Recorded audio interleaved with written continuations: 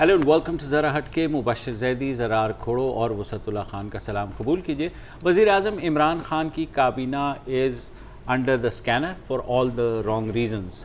आपको पता है वज़ीरों के बारे में क्या क्या बातें हो रही हैं। आज पूरे दिन ये खबर चलती रही कि शायद असद उमर साहब जो वज़ीर ख़ज़ाना हैं वो चले गए हैं, और चैनल्स ने तो ख़बरें चला के उनका मुतबादिल भी ढूंढ लिया था, लेकिन वो इस चक्कर में उन्हें ये नहीं हुआ कि कंफर्म कर लें। तो बहरहाल प्राइम मिनिस्टर के जो स्पोक्समैन हैं उन्होंने कहा कि खुदा के लिए यार, मतलब ये हमसे तो पूछ लिया करो, कोई बात नहीं। अगर वो खैर, हम उन मिनिस्टर्स पे बात करेंगे जिनका फ्यूचर असल में डार्क नज़र आ रहा है, और उसमें हैं आज़म स्वाति साहब जो वज़ीर हैं इमरान साहब की काबीना में। और याद होगा कि जैसे गाय ने पड़ोसी मुल्क में तबाही मचाई हुई है, यहाँ पर हमारी गाय ने भी कुछ ऐसा ही किया। 29 अक्टूबर को जो है वज़ीर साहब के घर में जो है कुछ वज़ीर साहब के ज़ेरे कब्ज़ा ज़मीन पे एक गाय फार्म हाउस के मुल्का, वो तो बाद में आया था। उनके फार्म हाउस में एक गाय घुस गई, और वो जिस फैमिली की थी, सवाद से उनका ताल्लुक़ था, तो ज़ाहिर है भाई के घर में घुसोगे तो हाँ, तो उन्होंने पकड़ के ख़वातीन और बच्चों समेत 5 अफराद को जो है मारा पीटा और थाने में बंद करवा दिया। उसके बाद ये हुआ कि अगले दिन ये खबर आई कि उस वक्त के आईजी जो हैं जान मोहम्मद साहब, उनको तब्दील कर दिया गया है। और उसके बाद ये भी कंफर्मेशन हुई कि भाई उन्होंने इस बात पे तब्दील किया, उन्हें वज़ीर का फ़ोन क्यों नहीं उठाया कि आज़म स्वाति ने जब मांगा था कि मुझे ज़ाती कार्ड से पिटवाना पड़ा, मैं पुलिस से पिटवाना चाह रहा था, मतलब हद होती है यार, एक वो बात है। तो बहरहाल वो भी चले गए। अब ख्याल हालांकि उस वक्त correct me if I am wrong, वो पुलिस वाले साहब हमारे मलेशिया में थे। हाँ, वो तो ट्रेनिंग पे थे, लेकिन वो व्हाट्सएप कॉल उठाया क्यों नहीं? उन्होंने वजीर का फोन सारा मसला ही होता है कि फिर इमरान खान साहब को मजबूरी थी, जाहिर है उन्हें हरकत में आना पड़ा, तो इमरान खान साहब ने उनको फारिग कर दिया, और जिस पर फिर सुप्रीम कोर्ट ने नोटिस लिया, और इस तरह आज़म स्वाति साहब का केस जो है वो सुप्रीम कोर्ट पहुंचा। चीफ जस्टिस ने एक JIT भी ऑर्डर कर दी, जिसकी रिपोर्ट आई कि जनाब कसूर जो है वो वज़ीर साहब का था। और उसके बाद आज इसकी हियरिंग, JIT है जिसके बारे में पता नहीं था वज़ीर आज़म। हाँ, तो वो वज़ीर आज़म ने कहा कि उस JIT ने क्या रिपोर्ट किया। हालांकि तमाम अखबारात ने रिपोर्ट कर दिया था कि वो JIT ने ये रिपोर्ट किया है कि वज़ीर साहब का कसूर था, और लेकिन वज़ीर आज़म को नहीं पता था, और कोई बात नहीं, बड़े मसाइल बहुत और हाँ। काम होते। तो बहरहाल आज सुप्रीम कोर्ट ने ये फैसला किया है कि आज़म स्वाति साहब का जो ट्रायल है वो होगा आर्टिकल 62(1)(f) के तहत, यानी डिस्क्वालिफिकेशन का एज़ मेंबर ऑफ पार्लियामेंट। तो ज़ाहिर है उनकी वजारत भी जाएगी। इस सारी सूरत हाल में उन्होंने चीफ जस्टिस साहब ने ये भी कहा कि JIT की रिपोर्ट में आज़म स्वाति को ज़िम्मेदार करार देने के बावजूद हुक्मरान जमात पाकिस्तान तहरीक इंसाफ ने उनके ख़िलाफ़ कोई कार्रवाई नहीं की, इस पर उन्हें तशवीश है। अब सारे ये बात कर रहे हैं कि इमरान खान ने क्योंकि इतने ऊंचे स्टैंडर्ड सेट किए थे, तो अब वो क्यों नहीं हटा रहे। कुछ लोग कह रहे हैं कि मतलब वो अपना दूसरे ATM जो है वो उसको बंद नहीं करना चाह रहे, क्योंकि स्वाति साहब ज़ाहिर है मोटी असामी हैं, और उन्होंने जिस तरह सेनेट का टिकट ख़रीदा था JUIF से, तो वो उससे लेके आज तक वो जहाँ पहुँचे हैं वो एक अपनी जगह दास्तान है। तो चीफ साहब ने वफाकी वज़ीर को मुखातिब करके कहा कि जनाब आप ये बताएं कि जो शख्स 2 वक्त की रोटी कमाने वाले गरीब आदमी पर जुल्म करे, तो ऐसे शख्स की तरफ से तो मैं डैम फंड में दी जाने वाली रकम को भी कबूल नहीं करूँगा। इससे आपको अंदाज़ा होता है कि चीफ जस्टिस साहब कितने नाराज़ हैं, क्योंकि अभी एक सेकेंड, जुल्फी बुखारी साहब का केस भी जेर समाअत है ना, तो वहाँ पर एतजाज़ एहसन ने मतलब अपने क्लाइंट की सफाई पेश करते हुए कहा कि जी मतलब इतनी लगन से काम कर रहे हैं, और आप ये बात देखें कि डे 1 से इसने अपनी पूरी तनख्वाह डैम फंड में दी है। मलिक रियाज ने भी दी। हाँ, मलिक रियाज ने, लेकिन अभी पूरी तनख्वाह तो नहीं दी ना सर, मतलब तनख्वाह का फैक्टर नहीं है। मलिक रियाज तनख्वाहदार, मैं वही कह रहा हूँ। अच्छा, चीफ जस्टिस क्योंकि गुस्से में ही थे, उन्होंने ये भी कहा कि जनाब आप हाकिम हैं और महकूम के साथ आप ऐसा सलूक करते हैं, तो कुछ तो उस पर वो करें। अच्छा, उसमें ये उसके बाद उन्होंने जो इस्लामाबाद पुलिस के मौजूदा जो सरबरा है आमिर जुल्फ़िकार, उन्हें भी कहा कि भाई वो आपने अब तक उस मामले पे कुछ नहीं किया। काश वो अदालत में ये कह सकते हैं कि मैनू भी ट्रांसफर कराना है, साड़ी भी बीवी बच्चे ने इमरान साहब को दूसरा व्हाट्सएप कॉल चली जाएगी। भारत अदालत ने जो सवाल दिए थे उस पर जो पूछे थे उस पर जो वकील हैं उनके अली ज़फ़र, उन्होंने कहा कि जी आईजी का तबादला आज़म स्वाति के दबाव पर किया गया, जबकि उन्होंने कहा नहीं ऐसा नहीं है, उनका तबादला का फ़ैसला पहले ही हो चुका था। मगर चीफ जस्टिस ने कहा कि आज़म स्वाति का फ़ोन ना उठाने पर आईजी इस्लामाबाद का तबादला किया गया, जबकि आईजी ने जीआईटी को कुछ और कहा है। क्या कहा? उन्होंने कहा है कि मैंने बाकायदा ना सिर्फ फ़ोन उठाया उनका, बल्कि मुताल्लिका जो अफसर थे, जो मातहत अफसर थे, उन्हें कहा भाई इन्होंने शिकायत की मिनिस्टर साहब ने, ज़रा देखो क्या हुआ है। उसके बावजूद मिनिस्टर साहब ने जो है कहा कि पता नहीं क्यों, मुझे क्यों निकाला, क्यों। अच्छा, जो सुप्रीम कोर्ट बार एसोसिएशन के सरबराह है ना, हाँ, वो भी बैठे हुए थे, वो भी आ गए बीच में जी, हाँ, वो भी बीच में आ गए। उन्होंने कहा सर ये ऐसा करें, थोड़ा रहम कर दें आज़म स्वाति साहब पर, क्योंकि आज़म स्वाति ने उनके साथ उन्होंने एक जगह काम किया। यार मुझे एक बात ये बताओ, ये जब इस तरह के लोग होते हैं कि जी वो जो 5 लोग थे जिनमें 12 साल बच्चा भी शामिल था, उनकी मारपीट होती है, तब तो कोई नहीं आता उन्हें बचाने के लिए। लेकिन जब आज़म स्वाति को सुप्रीम कोर्ट कहती है कि 62F के तहत जो है इन पे केस चलाया जा सकता है, तो सुप्रीम कोर्ट बार का सदर अमानुल्लाह साहब भी आ जाते हैं। और जब खादिम रिजवी एंड कंपनी पे बगावत का मुकदमा दायर किया जाता है तो मुफ्ती मुनीबुर रहमान आ जाते हैं कि माफ़ कर दें। यार इन्हीं लोगों के लिए क्यों आते हैं, मेरे लिए आपके लिए? सर देखिए सर, स्टैंडर्ड का फर्क होता है, स्टैंडर्ड का फर्क होता है। बड़े लोग हैं और हम छोटे लोग हैं, और वो बेचारा 12 साल का बच्चा, तो मतलब छोड़ देना यार। अब सुप्रीम कोर्ट बार एसोसिएशन तो नहीं आएगी ना 12 साल की बच्चे। और आज़म स्वाति साहब का तो आपको पता है सब गोलमाल है, तो वो हाँ, तो जिस तरह मलिक रियाज के आपने वकीलों की लाइन देखी है, का दावा हो सकता है सर, गोल तो नहीं है, गोल तो ये होता है ये तो अच्छा मतलब उन्होंने, लेकिन चीफ जस्टिस ने उन पर बरहमी का इजहार किया और बार एसोसिएशन के सदर पे उन्होंने कहा कि वो आप एक ऐसे अरबपति शख्स की सिफारिश कर रहे हैं जो 2 वक्त की रोटी खाने वाले शख्स से लड़ाई करता है। तो उन्होंने वहीं बराबर कर दिया, बल्कि वो बाहर आए और बाहर आए तो मैंने सुना है कि डॉन के पीछे 21 मुल्कों की पुलिस है, ये बात दुरुस्त है? होमलैंड सिक्योरिटी वाली? ओह यस, सॉरी बिल्कुल, जेआईटी की आपने बात की, मैं वहां से इसको लेने वाला था।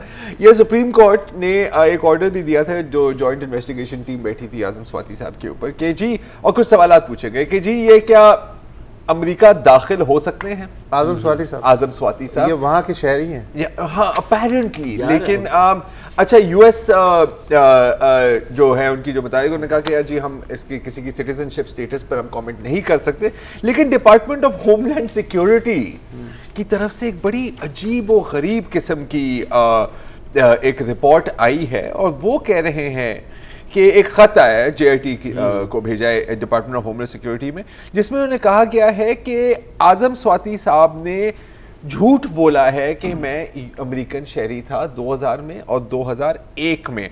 12 नवंबर 2000 को सन 2000 में जब वो B1 नॉन इमिग्रेंट स्टेटस पे थे, तो उन्होंने एक फॉर्म भरा पर्सनल हिस्ट्री शीट में, जिसमें उन्होंने लिखा कि जी मैं अमेरिका का शहरी हूँ, ठीक है। फिर जब वो E2 नॉन इमिग्रेंट स्टेटस है, ये भी कोई नॉन इमिग्रेंट स्टेटस होता मुझे क्या पता, तो इन्होंने दोबारा ये दावा किया, ये साबित करने की कोशिश की कि जी मैं शहरी हूं, और बाकायदा port Arthur, city of port Arthur है, वहां पर कोई लोकल इलेक्शंस हो रहे, तो उसमें वोट भी डाला। अच्छा, ये दूसरे समंदर पर, पहले समंदर पर पाकिस्तानी है जिनके बारे में ये सब हुआ है, एक दूसरे समंदर पर पाकिस्तानी है जुल्फी बुखारी, उनके बारे में जो है उनके बारे में भी जाहिर है यार। लेकिन उन्होंने कमाल ही वैसे सुप्रीम कोर्ट में दलीलें पेश की हैं। उन्होंने कहा, लेकिन मुझे उससे किसी हद तक इत्तेफाक है, उन्होंने कहा कि जब आप समंदर पार पाकिस्तानियों को वोट का हक दे रहे हैं, तो डुअल नेशनलिटी का हामिल शख्स किसी ओहदे पे क्यों फायज नहीं हो सकता? ये सवाल तो है ना सर, ये तो लॉ है, शायद वो भूल गए, ये लॉ है। अच्छा, और लेकिन एडवाइजर पे नहीं होता, इलेक्टेड रिप्रेजेंटेटिव MNA MP है। लेकिन पता है ये भी उन्होंने दलील दी है, ये दी है, लेकिन उन्होंने नैब के सामने पहले झूठ बोला। जब उनकी ऑफशोर कंपनी का मामला है, उन्हें लिख के दे दिया कि जी मैं तो ब्रिटिश नेशनल हूँ, आप जो हैं मेरे पास मेरे साथ कुछ कर ही नहीं सकते, ठीक है। आप उसके बाद जब नैब ने इनका खोज के नाइकॉप निकाला, उन्होंने कहा जी आपने तो इधर CNIC भी बनवाया हुआ है, तो आप तो आधे पाकिस्तानी पाकिस्तानी तो है, तो वो उसके तो ये बाजू ये हाथ हमें देते। कल जो है नैब के एक स्पेशल प्रोसिक्यूटर ने इस्तीफा दिया, इमरान शफीक, जिनके बारे में यही है कि वो अदालत में इनकी और उनकी तू मैं हुई, क्योंकि उन्होंने कोई रिमार्क्स पास हुए कि आपने जो है ये झूठा एक। अच्छा, अब इसमें भी थोड़ी सी कंफ्यूजन है, कुछ रिपोर्टर्स कह रहे हैं तू मैं नहीं हुई, कुछ लोग कह रहे हैं कि जी इन्होंने वैसे ही इनकी कोई टर्म एक्सपायर हो रही थी। साहब ने जुल्फी बुखारी के केस की समाअत करते हुए प्राइम मिनिस्टर पे थोड़ा सा वो उनका भी जिक्र किया इनडायरेक्टली, जो उन्होंने कहा कि देखें जी कोई बुरा मानता है तो माने, लेकिन उससे अदालत के फैसलों पे तो कोई असर नहीं। इसलिए कि वजीर आजम ने अपने इंटरव्यू, इज्तिमाई इंटरव्यू में ये कहा था कि मुझे दुख हुआ है कि उन्होंने दुख होता रहेगा सर, हमने तो अपना काम करना है। लेकिन आज मिल ली है वजीर आजम चीफ साहब से, क्या पता उन्होंने पाँव पकड़ ली हो थोड़े, मतलब तो इससे क्या फैसला तब्दील हो जाएगा? फैसला तब्दील नहीं होगा, ना ऐसे फैसला तब्दील होगा, ना डैम फंड में पैसे जाने से फैसला तब्दील होगा। और इसी बात पर एक ब्रेक ही लेते हैं।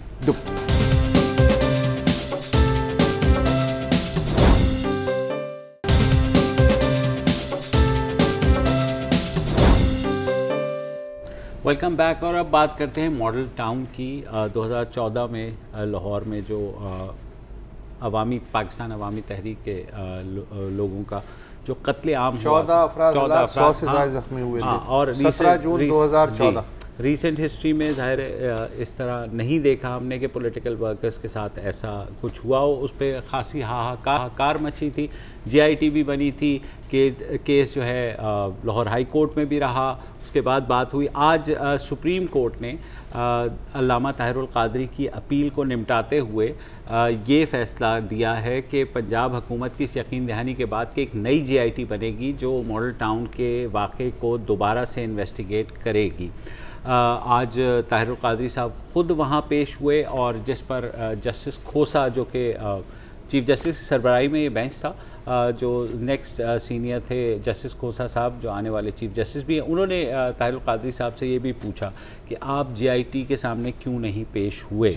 तो उस पर उन्होंने तावील ये दी कि उस वक्त क्योंकि वज़ीर आला और बाकी सारे लोग ज़िम्मेदार थे, तो हम लोग खौफज़दा थे और हॉस्टाइल ऐसा वो था। तो बहरहाल अब ये फ़ैसला तो हो गया, लेकिन ताहिरुल क़ादरी साहब जो है, क्योंकि उनका मुस्लिम लीग नून का हमेशा से ये कहना था कि जब GIT बनी थी या आगे, तो ये लोग क्योंकि पेश नहीं हुए थे, लिहाजा जो भी फ़ैसला आया था, और अवामी तहरीक का ये कहना है कि ये जो सारा कत्लेआम हुआ था ये उस वक्त के वज़ीर आला शहबाज शरीफ साहब के कहने पे हुआ था, जबकि GIT ने जो फाइंडिंग दी थी उसमें डिफरेंट था, उसमें कोई ऐसा लिंक नहीं मिल पाया था कि जैसे शहबाज की रिपोर्ट भी है। आज की प्रोसीडिंग पे जाहिर है कि मेरी क्या औकात कि मैं कुछ कहूँ, लेकिन मुझे हैरत ज़रूर हुई है। उसकी वजह यह है कि मॉडल टाउन सानहे के बाद एक नहीं 2 जो GITs बनी थी। एक को जब हुकूमत पंजाब ने बनाई थी, जब ताहिरुल क़ादरी ने मुस्तरद कर दिया था, तो दूसरी GIT ताहिरुल क़ादरी के कहने पे बनी थी। उसमें MIA और ISI की नुमाइंदगी भी थी, और उसके बावजूद मेरे लिए बात नाकाबिले फ़हम है कि अब तीसरी GIT क्या करेगी। ऑलरेडी 23 गवाहों के बयानात आउट ऑफ 157 कल रिकॉर्ड हो चुके हैं। बाकियों के जो है रिकॉर्ड हो जाने चाहिए थे। मुझे नहीं पता कि 4 साल हो गए क्यों नहीं रिकॉर्ड हुए। मुश्ताक सुखेरा समेत तकरीबन बहुत से जो पुलिस अफसर हैं उन पे फ़र्द जुर्म आयद हो चुकी है। आधे से ज़्यादा काम आगे जा चुका है। मुझे नहीं पता कि अब तीसरी GIT जो है वहाँ क्या करेगी। अलावा GIT के एक यक रुकनी जुडिशल कमीशन भी था जस्टिस बाक़िर नशफी का, और उन्होंने रिपोर्ट में तो ये कहा था कि जी आप खुद फैसला करें कि जी कौन है, लेकिन उन्होंने जो इंडिकेशन दिया था वो ये था कि जो उस वक्त के वज़ीर क़ानून और पार्लिमानी अमूर थे राना सनाउल्लाह, उन्होंने 16 जून को तय किया कि ताहिरुल क़ादरी 23 जून को जो लॉन्ग मार्च करना चाह रहे हैं लाहौर से पिंडी तक, उसे हर कीमत पे रोका जाएगा। जब उन्होंने ये पॉलिटिकल फ़ैसला कर लिया, तो ये पॉलिटिकल फ़ैसला जो उनके मातहत पुलिस अफसर थे उन्होंने उसको इंटरप्रेट इस तरह किया कि हर सूरत में तुम दो, जो भी हो ये नहीं होना चाहिए। तो उसकी ये बात उन्होंने इंडिकेट कर दी थी जस्टिस नजवी कमीशन ने। अब जो तीसरी GIT बनेगी इसका क्या मकसद है?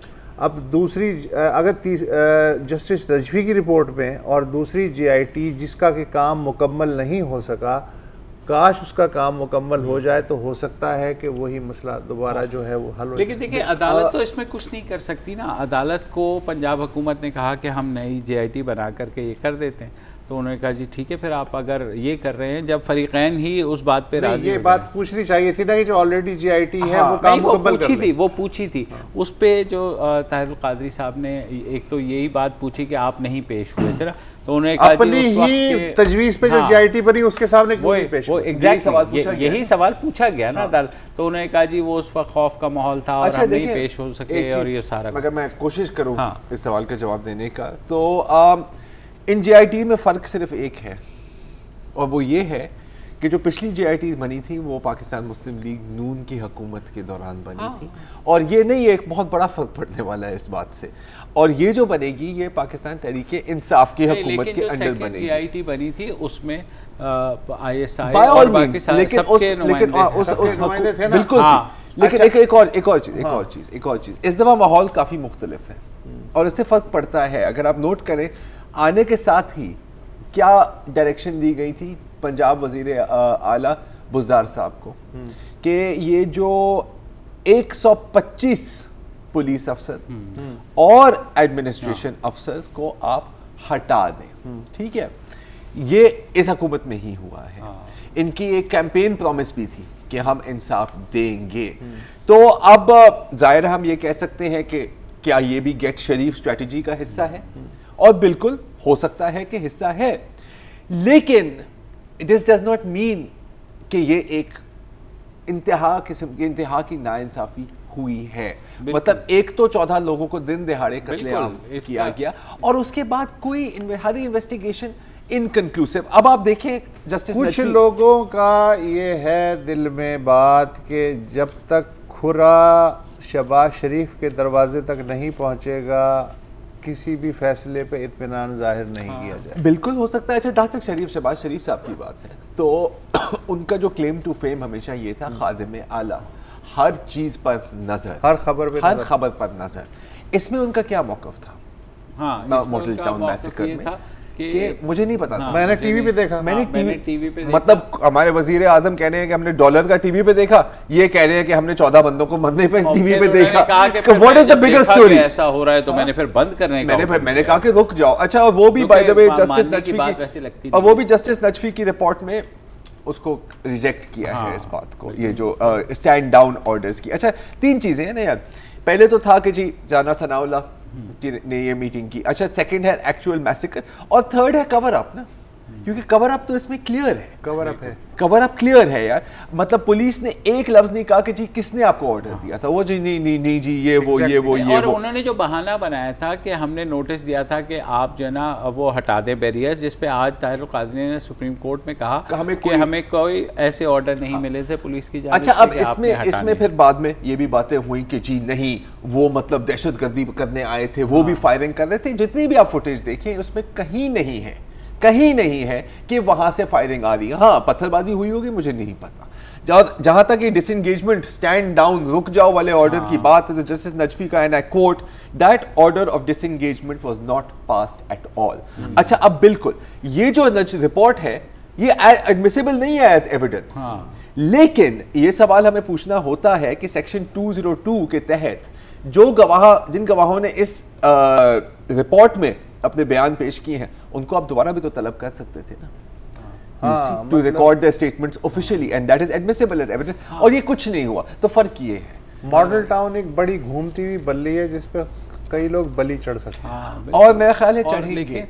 लेकिन ये कि इंसाफ जरूर होना चाहिए। मॉडल देखो, बुनियादी बात क्या है, 14 लोग कत्ल हुए हैं। सही, that is what we need justice for. बाकी जो भी हो सो हो। ब्रेक ले लेते हैं।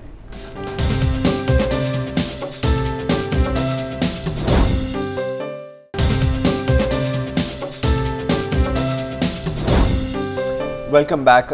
जब से सीपैक का जिक्र होना शुरू हुआ है तो एक कंट्रोवर्सी सी भी छिड़ी हुई है कि सीपैक का जो वेस्टर्न रूट है उस पर कितना फोकस किया जा रहा है, ये है भी या नहीं है। आपको याद है कि काफ़ी इस पर सियासी बहस और गुफ्तगू भी चली है, और एक बार फिर अब ये सवाल पूछा जा रहा है कि बलूचिस्तान के लिए सीपेक में जो प्रोजेक्ट्स हैं वो कितने हैं और उनका स्टेटस अब क्या है। अब पिछली हुकूमत अपनी जगह, अब जो नई हुकूमत आई है बलूचिस्तान में वज़ीर आला जाम कमाल खान की, उन्होंने एक सीपेक यूनिट बनाया है वर्ल्ड बैंक की मदद से, जिसका काम है कि वो देखें कि बलूचिस्तान में जो प्रोजेक्ट्स होने थे वो किस हद तक शुरू हुए हैं, या मुकम्मल तो बहुत दूर की बात, किस हद तक शुरू हुए हैं, उनका क्या स्टेटस है। इस यूनिट ने एक ब्रीफ रिपोर्ट भी दी है वज़ीर आला बलूचिस्तान को, और लगता है कि उस रिपोर्ट के बाद वो ज़्यादा खुश नहीं है, क्योंकि कल ये खबर पड़ा था कि उनका कहना है कि जी, ये जॉइंट कोऑपरेशन काउंसिल की मीटिंग से पहले की बात है, उनका कहना है कि क्या अभी तक सूबाई हुकूमत ब्लाइंड है सीपेक के बारे में, और फिर पिछले के पिछली हुकूमत के बारे में भी कहा कि जी लगता है कि किसी ने इस पर काम ही नहीं किया।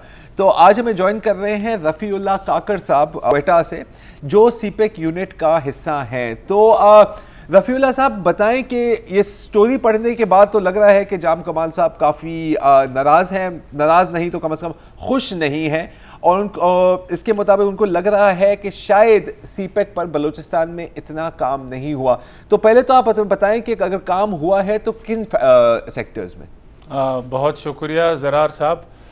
जी, इससे पहले कि मैं अपनी बात शेयर करूं, ये क्लैरिफिकेशन ज़रूरी है कि जो मैं आपके साथ अपने ख्यालात शेयर कर रहा हूँ, ये मेरी इसमें से अक्सर मेरे ज़ाती राय है और फैक्चुअली बातें ठीक है, लेकिन ये कोई हुकूमत बलूचिस्तान का मौक़िफ़ नहीं है। ठीक है। जहाँ तक प्रोग्रेस की बात है उसमें यकीनन चीफ़ मिनिस्टर साहब उससे खुश नज़र नहीं आया, और उसकी बुनियादी वजह यह है कि जो एक्सपेक्टेशंस है आम पब्लिक की या इवन हुकूमत की जो थी उसके मुताबिक प्रोग्रेस बिल्कुल भी नहीं थी। आपने चूँकि सवाल पूछा कि कहाँ पे कदरे बेहतर प्रोग्रेस है, तो मैं वहाँ से शुरू करता हूँ। इस वक्त जहाँ तक बलूचिस्तान की बात है, और पूरे पाकिस्तान में भी, जनरली पूरे पाकिस्तान में और बलूचिस्तान में भी जो एनर्जी के प्रोजेक्ट्स है, जिसमें से बलूचिस्तान में सिर्फ एक मेजर प्रोजेक्ट्स है, वो हब में पावर प्लांट है। एनर्जी के प्रोजेक्ट्स में कदरे बेहतर प्रोग्रेस है। इसके अलावा जो गवादर पोर्ट के कुछ प्रोजेक्ट्स हैं, जिसमें गवादर में एक पावर प्लांट भी शामिल है, कोल फायर्ड पावर प्लांट, इसके अलावा छोटे कंपोनेंट्स है गवादर पोर्ट के डेवलपमेंट से रिलेटेड, उन पे जो प्रोग्रेस है वो कदरे बेहतर है। इससे हट के जो फिर बाकी बलूचिस्तान में ख़ास तौर पर वेस्टर्न रूट और इंफ्रास्ट्रक्चर के प्रोजेक्ट्स है, उन पे ऑलमोस्ट काम ना होने के बराबर है। रफ़ी साहब, वज़ीर आला को ये भी कोट किया गया है कि पूरे सीपेक का जो बलूचिस्तान का हिस्सा है वो सिर्फ तकरीबन 9% है। ज़ाहिर है एंड डेस्टिनेशन इसकी जो है वो गवादर है, और जैसे आपने भी बताया गवादर में पानी का भी मसला है और दूसरे मसाइल भी हैं। तो साथ साथ ये जो डेवलपमेंट फर्दर है, सोशल डेवलपमेंट, वो कैसे होगी? जी ज़रार साहब, मुबशर साहब, ये ऐसा है कि ये जो 9% है ये भी एक बहुत जनरस एक एस्टिमेट है, असल वो है इससे भी कम है। और जो इसमें से अगर मैं आपको एक्चुअल बात बता दूं, जो इस 9% में से अगर अभी तक एक्चुअल काम हुआ है तो वो आप समझिए वो इसमें से 1% हुआ है। जो सोशल डेवलपमेंट की आपने बात की, अनफॉर्चुनेटली जो गवादर से हट के बलूचिस्तान, उसमें तो कोई ऐसा सोशल डेवलपमेंट का कंपोनेंट है ही नहीं सिरे से। गवादर में सोशल डेवलपमेंट के हवाले से छोटे मोटे कंपोनेंट्स है, जिसमें स्किल्स डेवलपमेंट का है, टेक्निकल एंड वोकेशनल इंस्टीट्यूट है, उस पर काम जारी है। उसके अलावा एक पाक चाइना फ्रेंडशिप हॉस्पिटल है, और उसके अलावा एक CSR के थ्रू एक छोटा सा स्कूल बनाया गया है। तो ऐसे छोटे मोटे इनिशिएटिव्स, पानी पे प्रोजेक्ट्स है जिन पे अभी काम चल रहा है। लेकिन उससे बाहर जो है उस पर मैं ज़रूर क्लैरिफाई करना चाहूँगा कि जो वेस्टर्न रूट है, Balochistan component of western root असल में सूराब से शुरू होता है, क्वेटा जोब से होते हुए ये DI खान पे ख़त्म होता है। जो सीपेक की ओरिजिनल स्टडी थी, जिसको कहते हैं मोनोग्राफिक स्टडी ऑन ट्रांसपोर्ट, उसके मुताबिक ये रूट शॉर्ट टर्म में मुकम्मल होना था, इसकी अपग्रेडेशन होनी थी। शॉर्ट टर्म का पीरियड 2020 में ख़त्म हो रहा है, यानी 2020 तक ये रूट मुकम्मल होना था। अभी 2018 के एंड में, 2019 के शुरू में, आज इस रूट पे अभी तक एक ईंट की भी बुनियाद नहीं रखी गई, और इसमें से सिर्फ एक सेक्शन DI खान जोब जो है उसको सीपेक के फ्रेमवर्क के तहत फंड किया जा रहा है। जो बाकी इसके 2 सेक्शन है, क्वेटा जोब और क्वेटा सूराब, वो अभी तक सीपेक के ऑफिशियल फ्रेमवर्क में शामिल भी नहीं है। वफाकी हुकूमत ने कमिट किया था कि वो इसको फेडरल पीएसडीपी से फंड करेंगे। 3 साल से लैंड एक्विजिशन की मद में पैसे एलोकेट हो रहे हैं और उसमें से 1 रुपया रिलीज़ नहीं हुआ। और ये जो नई गवर्नमेंट आई है, बदकिस्मती से उन्होंने रिवाइज जो की पीएसडीपी, उसमें ये 2 प्रोजेक्ट सिरे से ही निकाल। हाँ, बलूचिस्तान के तो सारे तकरीबन सारे ही प्रोजेक्ट पीएसडीपी अच्छा, मैं ये जानना चाहता हूँ कि ये जो सीपेक है, इसमें ज़ाहिर है बुनियादी इंटरेस्ट तो चीन का है कि वहाँ से चीज़ें आएंगी और यहाँ से चीज़ें चाइना जाएंगी, शिनजियांग वगैरह। तो ये जो वेस्टर्न रूट है, अगर बकौल आपके इसमें एक ईंट का भी काम नहीं हुआ है, तो चीन जिसको कि अशद ज़रूरत है सीपेक के इस रूट्स की, उसकी दिलचस्पी कितनी है, वो उसको अर्जेंसी क्यों फील नहीं हो रही? जी, ये बहुत अच्छा सवाल है वसतुल्लाह खान साहब। देखिए, अगर 2013 की ये बात होती तो तब चीन को अर्जेंसी फील होती और वो एक्ट करते। प्रॉब्लम ये है कि 2013 से लेके अभी तक हमने चीन को एक अल्टरनेटिव रास्ता दे दिया है जो कि ईस्टर्न रूट है और उस पर काम ऑलमोस्ट 70% कंप्लीट है। तो अब चीन जो है, चीन का बुनियादी तौर पर अब बाकी वेस्टर्न रूट में इंटरेस्ट नहीं रहा। और ऑफ द रिकॉर्ड चीन का मौक़िफ़ ये है कि उन्होंने कोई पाकिस्तान की अंदरूनी सियासत और बैनुल सूबाई सियासत का ठेका तो नहीं उठाया। वो जिस एक इंफ्रास्ट्रक्चर में जिनमें उनकी इंटरेस्ट था, दिलचस्पी थी, उसके लिए उन्होंने फ़ंड प्रोवाइड किया और उस पर काम ज़ोर शोर से जारी है। जो दूसरे है, ये तो पॉलिटिकल प्रेशर के बाद ये सारी वो बनाई गई ईस्टर्न वेस्टर्न वगैरह, तो वो हम तो ये डोल जो है गले में हमने डाल के ये बाजा बजा रहे हैं। अच्छा रफ़ी, आपकी बात में यहाँ पे काट में बात की पॉलिटिकल प्रेशर की, इसका भी एक सवाल है। हमें छोटी सी ब्रेक यहाँ पे लेनी है और ब्रेक के बाद गुफ्तगू जाएगी।